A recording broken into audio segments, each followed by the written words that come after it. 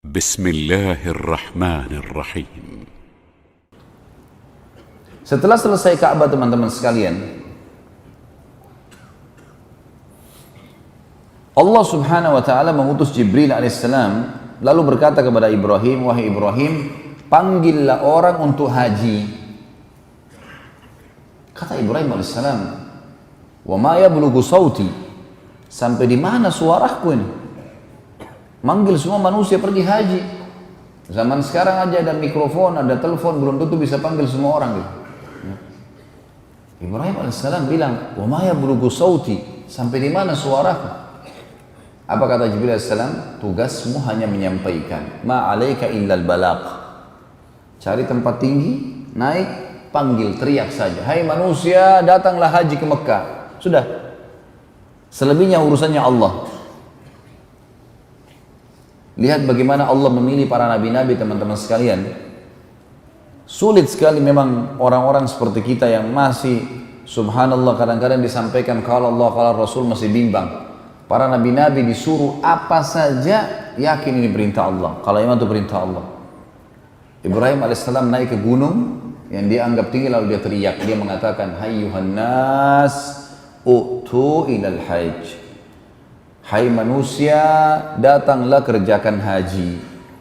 Maka pada saat itu suara Ibrahim alaihissalam dalam sebuah riwayat yang sahih dikatakan dibawa dengan hikmah Allah oleh angin ke seluruh pelosok muka bumi. Dan semua orang beriman mendengar kalimat itu dan tergerak untuk datang. Semuanya dari seluruh muka bumi. Allah menceritakan dalam surah Al-Hajj, menceritakan masalah haji, surah Al-Hajj. Surah nomor 22 ayat 26 sampai 29. 26 sampai 29. A'udzu billahi minasyaitonir rajim.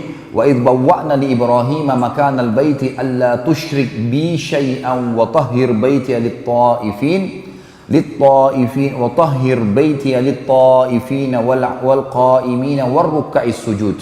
Wa'adhdhim fil nasi bil hajji ya'tuka rijalan wa 'ala kulli dhamirin ya'tina min kulli fajjin 'amiq. ليشهدوا منافع لهم ويذكروا اسم الله في أيام معلومات على ما رزقهم من بهيمة الأنعام فكلوا منها وأطعموا البائس الفقير ثم ليقضوا تفاثهم وليوفوا نذورهم وليطوفوا بالبيت العتيق. Dan ingatlah ketika kami memberikan tempat kepada Ibrahim di sekitar Baitillah dengan mengatakan, janganlah kamu mempersekutukan sesuatu dengan aku, kata Allah melalui Jibril AS kepada Ibrahim, jangan sampai ada kemusyrikan di sini. Dan sucikanlah rumahku ini bagi orang-orang yang tawaf, orang-orang yang beribadah, juga orang-orang yang rukuk dan sujud. Bersihkan, mudahkan buat mereka. Bersihkan segala macam najis dan kotoran dan patung-patung syirik dan seterusnya. Dan berserulah kepada manusia untuk mengerjakan haji. Ini yang dikatakan tadi, panggil manusia untuk pergi haji. Niscaya mereka akan datang kepadamu dengan berjalan kaki. Padahal Ibrahim AS berteriak dari gunung Mekah. Dari seluruh dunia kata Allah, mereka akan datang kepadamu dari seluruh dunia dan berjalan kaki. Dan mengendarai unta yang kurus. Kata ulama tafsir maksudnya unta mereka kurus. Dhamir itu kurus gitu kan. Kenapa kurus? Karena perjalanan terlalu jauh ke Mekah. Dari pelosok bumi ini. Yang datang dari segenap penjuru yang jauh. Agar mereka menyaksikan berbagai manfaat bagi mereka. Dan agar mereka menyebut nama Allah pada hari yang telah ditentukan. Maksudnya manfaat di sini adalah ternyata orang beriman tidak sendirian. Kita kalau pergi haji kita lihat kita punya komunitas banyak, semua suku, semua bahasa, berjuta-juta orang semua mengerjakan yang sama. Apalagi kalau sudah pakai ihram di Mina, di Arafah, di Muzdalifah, itu pada saat pakai ihram subhanallah kita lihat presiden pun, raja pun sama. Kemudian dikatakan itu manfaat buat mereka dan agar mereka menyebut nama Allah pada hari yang telah ditentukan. Maksudnya di sini adalah hari-hari haji. Tanggal 8 Zulhijjah sampai 13 Zulhijjah. Karena haji ada 6 hari. 8 sampai 13. 8 dan tanggal 13 sunnah.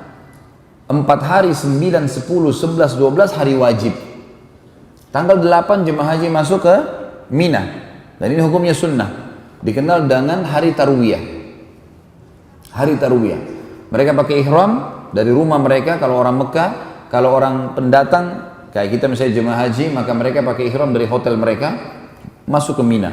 Lalu mereka mengerjakan sholat jamak qasar takdim di waktu duhur. Duhur dan asar dijamak, digabung, dikasar, dipangkas. Yang dipangkas hanya sholat yang rubaiyah, 4 rakaat. Duhur, asar, dan isya. Dan kasus jamak, jadi tidak ada qasar kecuali 4 rakaat ya. Subuh nggak mungkin jadi 1, maghrib nggak mungkin 1,5 gitu ya. Dan jamak hanya boleh duhur sama asar dan maghrib sama isya, nggak boleh yang lain. Jadi duhur sama asar, maghrib sama isya, nggak boleh asar sama maghrib, nggak boleh isya sama subuh, nggak boleh subuh sama duhur. Yang bisa hanya duhur sama asar saja, maghrib sama isya saja. Dan yang dipangkas, dikasar hanya yang rubaiyah 4 rakaat, duhur sama asar dan isya. Maghrib kalau jamak dengan isya cuma tetap 3 dan isyanya yang 2. Di takdim, dimajukan di waktu duhur. Jemaah haji di sana bertasbih, bertahlil, bertakbir kepada Allah ya. Mereka mengatakan subhanallah, la ilaha illallah, Allahu akbar, berzikir, membaca Al-Quran. Biasanya kalau travel kita atau jemaah kita diadakan pengajian. Walaupun kadang-kadang subhanallah kita sayangkan banyak di antara mereka yang lalai pada saat itu. Artinya ngobrol-ngobrol saja, buang-buang waktu, makan, minum, bolak-balik masuk kamar mandi, nggak ada gunanya ini. Kecuali darurat, tapi banyak yang begitu. Ringkas cerita, dijamak qasar takdim, kemudian sampai maghrib, maghrib juga sama, dijamak sama isya, dikasar isyanya dan ditakdim di waktu maghrib. Kemudian mereka istirahat. Tanggal 9 hari Arafah, hari wajib. Kan tadi saya bilang 8 sampai 13. Tanggal 9 jemaah haji masuk ke Arafah. Dan ada 3 lokasi kita di musim haji, Mina, Arafah, Muzdalifah. Enggak ada lokasi lain, 3 ini. 3 ini tentu ada Masjidil Haram, nanti itu lain. Masjidil Haram itu wilayah yang ini berdekatan, yang kita harus dikenal dengan Masjidil Haram. Nanti tanggal 9 kita masuk ke Arafah, habis sholat duha, kemudian pakai baju ihram. Ini hari wajib haji. Kata Nabi SAW, Al-Hajju Arafah. Haji adalah Arafah. Di kerajaan Saudi sekarang kalau ada pun orang yang sudah sakit, ya sudah datang haji niat haji kemudian sakit di rumah sakit, selama dia masih hidup dipakein ihram pada hari itu, hari Arafah, dipakein infus, diantar pakai ambulans. Gitu.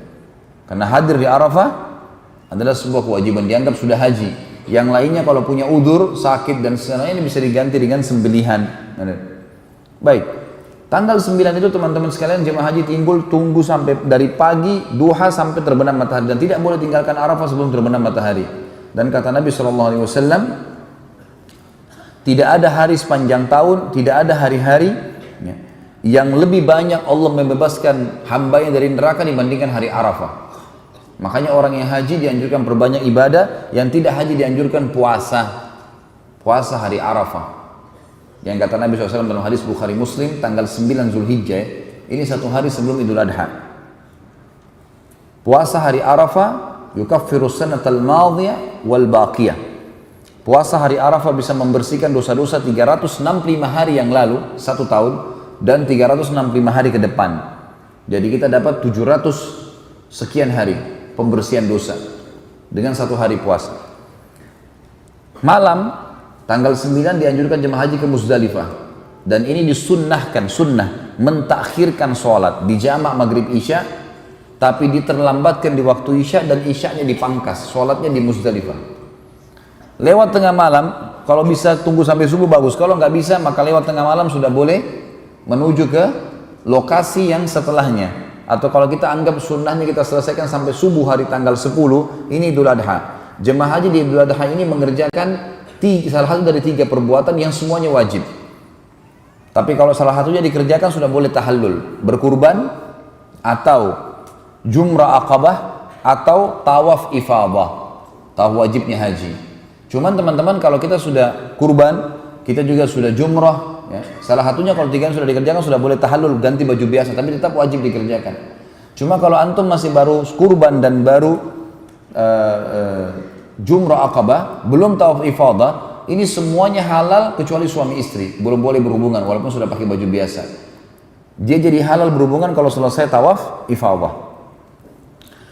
Dan jumrah aqabah di tanggal 10 wajib diselesaikan pada saat itu. Kalau yang kurban dan juga tawaf ifadah boleh sampai selesai haji, hari tasyrik, maksudnya di hari terakhir, sampai tanggal 13 Zulhijjah. Itu tanggal 10. Tanggal 11, 12, 13 dengan hari tasyrik. 11, 12 wajib, tanggal 13 sunnah. Ini kerjanya jemaah haji pakai baju biasa saja, mereka menjamak duhur asar, jamak qasar takdim, maghrib isya jamak, di qasar isyanya di jamak takdim juga selama 3 hari, dan tiap hari mereka cuma jumrah, melontar kecil sedang besar, kecil sedang besar, kecil sedang besar. Bagi perempuan boleh diwakilkan kepada laki-laki. Biasanya di Indonesia dikatakan kalau tanggal 12 tinggalkan Mina, ini tinggalnya di Mina. Ya. Kalau mereka meninggalkan Mina dikenal dengan nafar awal, tapi Allah alam saya sendiri tidak pernah temukan istilah ini ya. Ini nafar awal, dan kalau tinggal sampai tanggal 13 dikenal dengan nafar thani. Tapi mestinya dikatakan adalah lebih ini boleh keluar dari jemaah haji di hari tanggal 12, tapi tanggal 13 lebih afdal. Kata Allah liman ittaqa. Itu kurang lebih ringkas masalah haji. Tentu fadilah haji banyak sekali tentunya. Di antaranya siapa yang pergi haji tidak rafath, tidak mengucapkan kata sayang, cinta, rindu kecuali pada pasangan halalnya, tidak fusuk menyentuh secara fisik, salaman, ciuman, pelukan, dan juga tidak jidal, berdebat-debat di haji. Maka dia akan pulang seperti baru dilahirkan oleh ibunya. Dalam hadis lain dikatakan haji mabrur tidak ada balasan kecuali surga. Haji mabrur adalah haji yang mengikuti rukun dan syarat-syaratnya. Juga dalam hadis lain dikatakan haji dan umrah dikerjakan secara berkesinambungan akan menghilangkan kesusahan hidup dan kemiskinan sebagaimana api menghilangkan karat dari besi. Kata para ulama dari ayat tadi, di mana Ibrahim alaihissalam menjadi penyebab daripada terjadinya haji ini, maka semua rangkaian haji dipanen pahalanya oleh Ibrahim dan Ismail alaihi wassalatu wassalam.